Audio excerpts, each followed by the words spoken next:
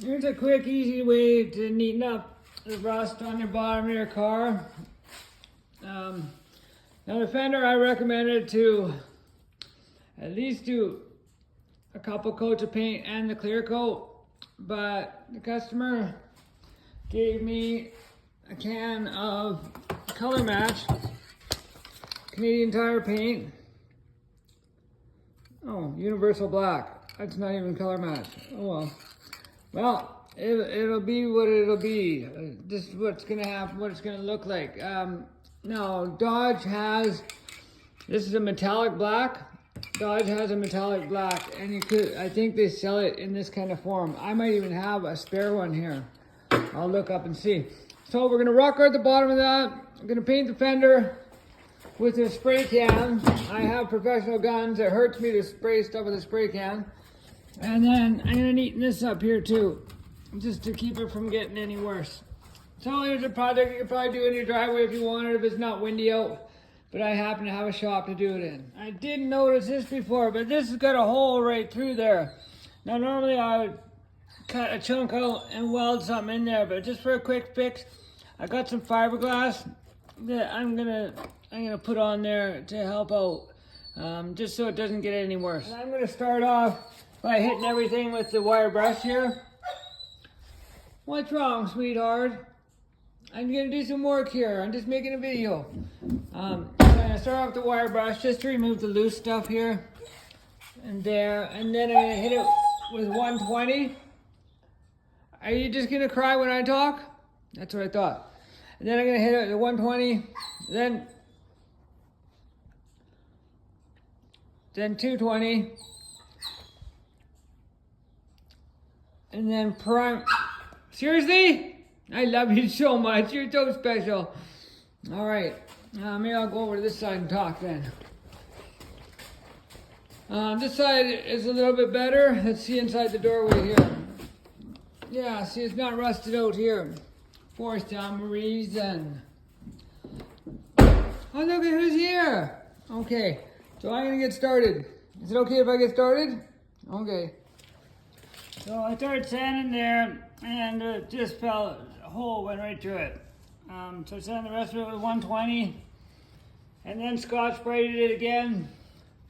So I'm gonna hit this with some anti-rust paint, and then put some fiberglass pillar over that so that it won't rust anymore.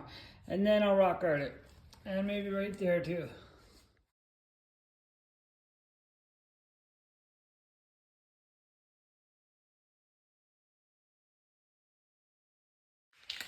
Now, it depends on what color you're painting the car. It depends on what color you need to prime it. Because this fender is silver, and the owner wants it painted black. Now it makes sense to use a black primer, so that way it doesn't take as much paint, the expensive paint, to cover. Now he gave me that one little can to do the fender. And if you didn't paint this fender primer it black, there's no way you get it to cover. So, and even with priming it, it's gonna be a stretch to be able to get a shine on it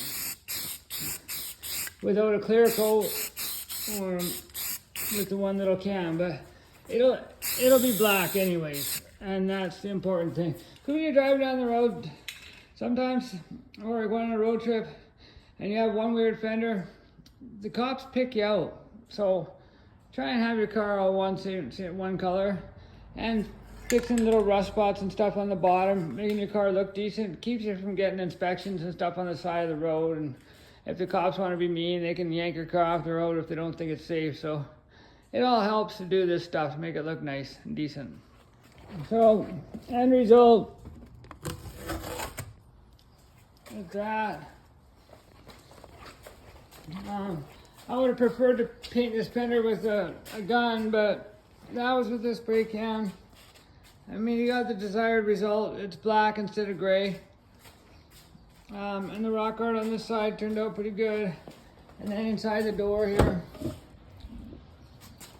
is way better than a rust hole. Oh, that wraps that up. And that was $44 for the rust, or the rock guard. $22 for the paint. Some fiberglass.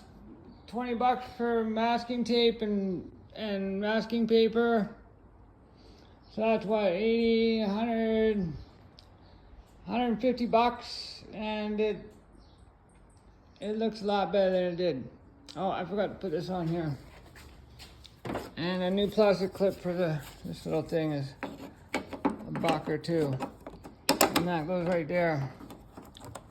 Dope. All done. That's today's project.